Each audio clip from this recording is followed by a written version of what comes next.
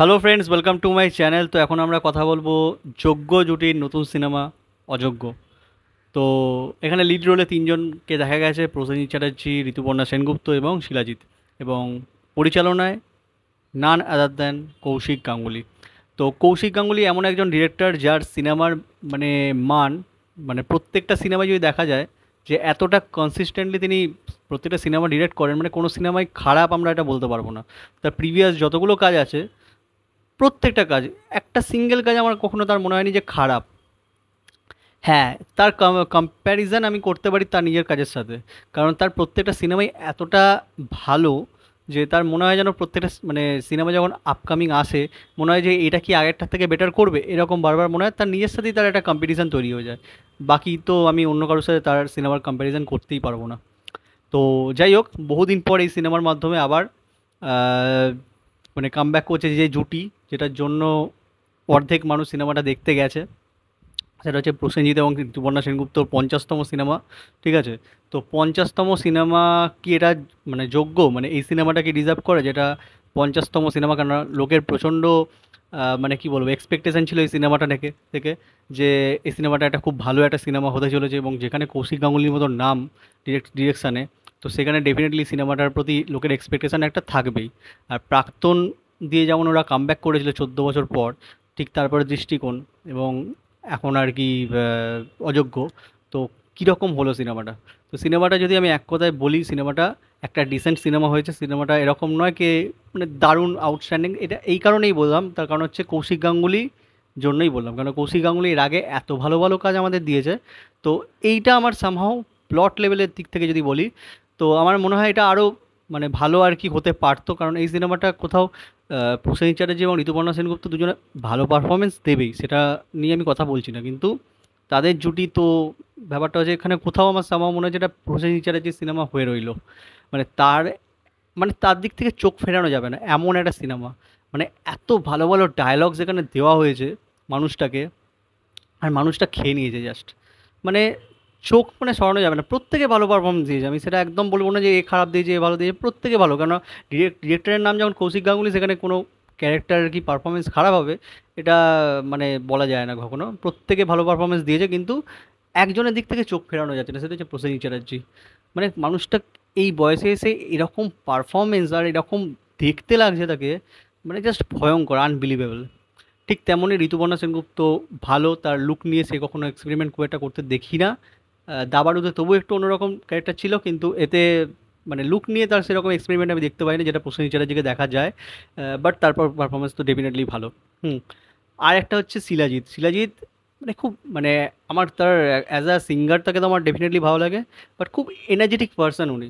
মানে ও এতটা energetic person, আর তার সাথে সাথে অভিনয়টাও না বেশ ভালো করে। আমরা অনেক সিঙ্গারকে দেখেছি অভিনয় করতে, সেটা বাবু সুপ্রি হতে পারে, সেটা সোনু নিগম হতে পারে। তো কিন্তু শিলাজিৎ মানে খুব ভালো, মানে অভিনয়ের দিকটাও মানে যদি আমি মানে তার অভিনয় দেখি, আমি যদি এটা ভুলে যাই সে একটা সিঙ্গার, তাহলে ডেফিনেটলি আমি বলবো যে সেটা হ্যাঁ মনে হয় একটা অভিনেতাই। এটাই মনে হচ্ছে একটা অভিনেতা মানে অভিনয় করছে এখানে। মানে যদি আমি মনে মানে ভুলে যাই, মনে না রাখি যে সে একজন সিঙ্গার।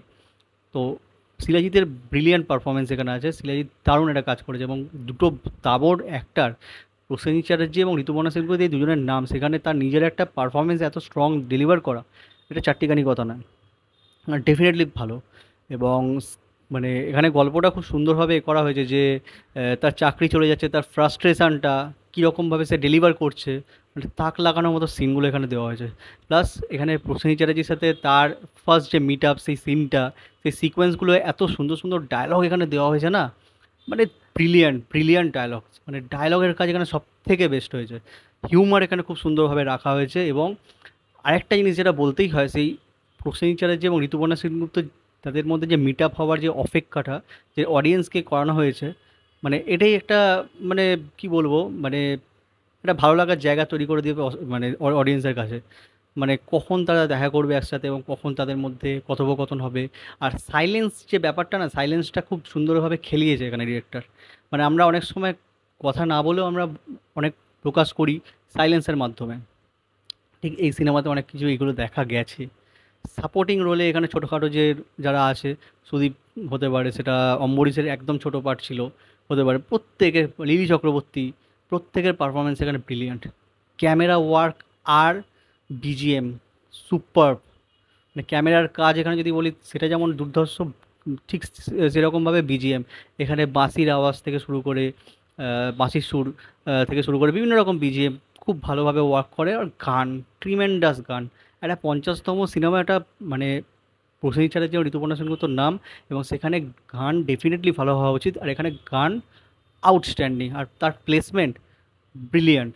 মানে মানে প্রপারলি সেই জায়গাগুলোকে বসানো হয়েছে, যে প্রত্যেকটা গান একটা সিকোয়েন্সে যখন তখন যেটা সেটা এরকম বসিয়ে দিলাম তা তো নয়। সেটা শ্রেয়া ঘোষাল থেকে অনুপম রায়, রূপম ইসলাম, দারুণ গান, দারুণ গান। মানে আমার খুব ভালো লেগেছে। বাট ওভারঅল যদি আমি বলি, মানে প্লট লেভেলের দিক থেকে এটা খুব একটু মনোটোনাস লেগেছে কোনো কোনো কোনো জায়গায়। ডেফিনেটলি ভালো, কিন্তু মানে আমার মনে হয় যে কোথাও একটা 50তম জুটি হিসেবে আমার এক্সপেকটেশনটা আরও বেশি এটা ছিল এই সিনেমা থেকে। যেহেতু নাম হচ্ছে কৌশিক গাঙ্গুলি, তার থেকে এক্সপেকটেশন আমাদের এতটা বেশি যে আশা যেন পূরণ হয় না, এরকম একটা ব্যাপার।